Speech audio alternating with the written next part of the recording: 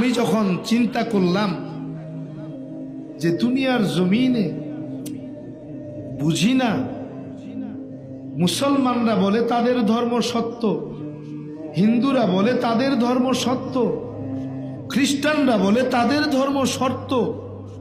আসলে সত্য কোনটা? আসলে সত্য কোনটা দেখা দরকার। ব্রাহ্মণের ঘরে জন্ম আমার, সংস্কৃত বিশ্ববিদ্যালয় থেকে সংস্কৃত ভাষার উপরে পাণ্ডিত্য অর্জন করে 44,441 খানা মন্ত্র পড়ে বেদ পুরাণ রামায়ণ মহাভারত জেন্দাবেস্তা স্মৃতি শ্রুতি মনুসংহিতা শ্রীমৎ ভাগবত গীতা রাজভোগ কালীভোগ ছাড়াও অসংখ্য কিতাবাদি গবেষণা করে দেখলাম 30,000 মন্ত্র শুধুমাত্র মুসলমানদের জন্য লিখেছেন।